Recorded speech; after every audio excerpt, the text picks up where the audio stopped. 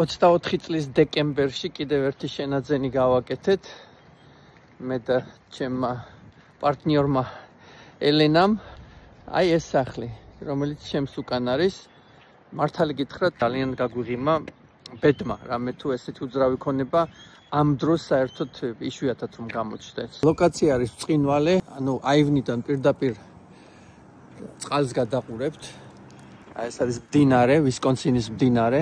იქით ქალაქის ცენტრია. ხედავთ ჩვენს ერთადერთ მაღლივ შენობას. ეს არის სამბინიანი სახლი. ოდესღაც ეს იყო ერთი ადამიანის სახლი, მერე გადაკეთდა სამბინად. ანუ პირველი სართული, მეორე სართული და სარდაფის სართული. როდესაც ჩვენ შევიძინეთ, საერთო შემოსავალი აქ იყო $1500 თვეში. ბეგარები არის სადღაც $5000 თვეში, მაგრამ შეძენის შემდეგ გავუზარდე ქირები. მოქირავნეებს რამე თუ არარეალური ქირები იყო. უნდა შევხვდე კიდევ ერთ მოქირავნეს. როდესაც ამ ბინას გავაქირავებთ, საერთო შემოსავალი იქნება $2900 თვეში. ასე რომ გაუმჯობესოთ შემოსავალი, დაინახოთ პოტენციალი, უეცრად უძრავი ქონება ხდება ძალიან მიმზიდველი. სულ 200,000 იყო ამ სახლის შეძენის ფასი და უძრავი ქონების სარფიანობა შეძენაში წყდება და არა გაყიდვაში. ყოველთვის სიმართლეა დამიჯერეთ. როგორი სარგებლიანი და მომგებიანი შეიძლება იყოს უძრავი ქონება.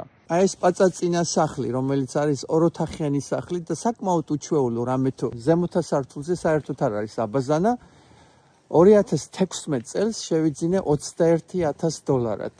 წარმოიდგინეთ, საერთოდ ასეთი ფასები თუ არსებობდა, არც ვიცი. ახლა ნამდვილად არ არსებობს, მაგრამ მაშინ ეს უძრავი ქონება არ იყიდებოდა, არავის არ უნდოდა ამის ყიდვა და მე გადავწყვიტე უბრალოდ შეძენა. რამე თუ რა შეიძლება ადამიანმა დაკარგოს 21,000-ად. საკმაოდ ვიწრო მიწის ნაკვეთია, აი წარმოიდგინეთ, ცოტა სავალალო მდგომარეობაშია ახლა ეს პატარა შენობა, მაგრამ გარაჟი და სახლი თვითონ საკმაოდ კარგ მდგომარეობაშია, პატარ-პატარა შეკეთებებს ვაკეთებთ ახლა და გამოვიტანთ ბაზარზე გასაყიდად. 8 წლის განმავლობაში იყო გაქირავებული საშუალოდ $900-ად. ანუ ეს იყო სუფთა შემოსავალი. რა თქმა უნდა, ვიხდიდი ბეგარებს. აქ გავაკეთეთ ახალი სახურავი და ასე შემდეგ. ნუ ეს ჩვეულებრივი ამბავია. იატაკები ახლა ავყარეთ. ახალი ხალიჩა დაიდება აქ, მთლიანად შეიღებება. სამზარეულოსაც შევღებავთ და გამოვიტანთ ბაზარზე გასაყიდად. პატარა კოპწია ოროთახიანი სახლი იქნება. ვიღაცას ძალიან გაუმართლებს. ინვესტიცია იყო უბრალოდ შესანიშნავი. ვარაუდობ, რომ როდესაც ბაზარზე გამოვიტან, ეს უძრავი ქონება ალბათ 120,000-დან 110,000-მდე გაიყიდება. და ახლა თქვენ თვითონ წარმოიდგინეთ, რამდენად კარგი სახლი იყო შეძენაშიც და ამ თითქმის 9 წლის განმავლობაშიც. და რატომ გადავწყვიტე ამის გაყიდვა? ნუ უბრალოდ დრო მოვიდა, მინდა რამე ახალზე გადავიდე. ეს ჩვეულებრივი ამბავია ადამიანისათვის, რომელიც უძრავი ქონების სფეროში მოღვაწეობს. განახლება ახალი, რაღაც ახალის შექმნა. როდესაც რაღაცამ თავისი ფუნქცია შეასრულა, უნდა ვიმოძრაოთ წინ. თქვენც წინ მოძრაობას გისურვებთ. ვემზადებით უძრავი ქონების ბაზარზე გამოსატანად. და ალბათ ერთ-ორ კვირაში მზად იქნება. How are you? Working hard? Good to see you. Morning starting fine. Okay, let's see. ნახოთ. რა ხდება? Ready for flooring? Ready for painting? Sir, probably 3 days. 3 days. Spraying the ceiling.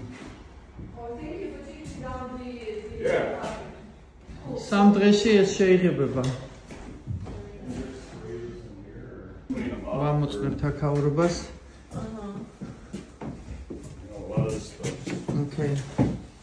Okay, we don't need to paint the stairs. აქ არის უშველებელი გარაჟი და ყოველთვის მომწონდა ეს გარაჟი. ეხლა ვინც იყიდის ამ სახლს, იმას მოეწონება ეს გარაჟი და ნუ ეს მშვენიერია.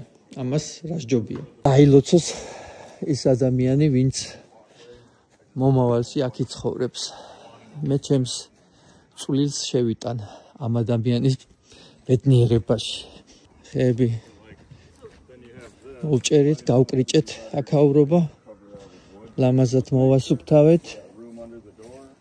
გამოჩნდა სახლიც. ყველაფერი ბევრად უფრო ლამაზია და მიიღო რაღაც სახე. ამერიკელებს ასეთი გამოთქმა აქვთ. In the middle of nowhere. არსაითობის შუაგულში. მოდით ასეთი სახლიც ნახოთ. პირდაპირ გზის პირას დგას.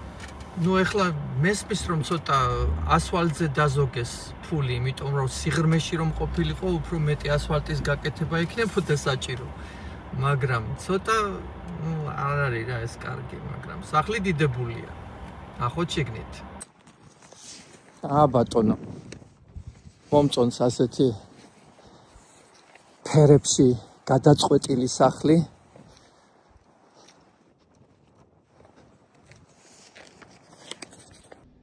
სახლი კი ულამაზესია. მიყვარს ესეთი სახლები, ძალიან თანამედროვე. როგორ ლამაზად იშლება სამზარეულო და living room-ი, გაერთიანებული სივრცე. ასე ადამიანი 90% თავისი დროის ატარებს აქ. დანარჩენი ახლა, როდესაც გძინავთ, რა მნიშვნელობა აქვს? მაინც ვერ ხედავთ ვერაფერს.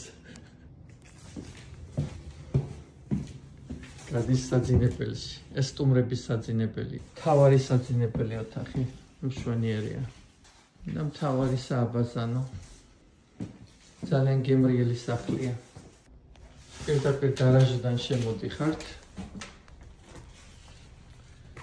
ძალიან ფართო და სივრციანი გარაჟი. მანქანიდან გადმოხვალთ, გააღებთ კარებს და შემოდიხართ პირდაპირ აი აქ. და აი ეს იშლება თქვენს თვალწინ. ეს ყველაფერი ასეთი სილამაზე. როგორ მოგწონთ ესეთი გამჭირვალე კარები? მშვენიერია. ჩავედით basement-ში. აქ ჩემს შტატში ჩრდილოეთში ძალიან უყვართ სივრციანი basement-ები. როგორც წესი აუცილებლად ექნებათ კიდევ ერთი სასტუმრო საძინებელი ოთახი. ორი საძინებელი ოთახიც აქვთ ამათ. ანუ ეს სახლი საერთო ჯამში გამოვიდა 5 საძინებლიანი. აი ეს არის ის სივრცე, სადაც აგრეგატებია ამ სახლის. ავზი, გასათბობი ავზი, ესეც გასათბობი აგრეგატი.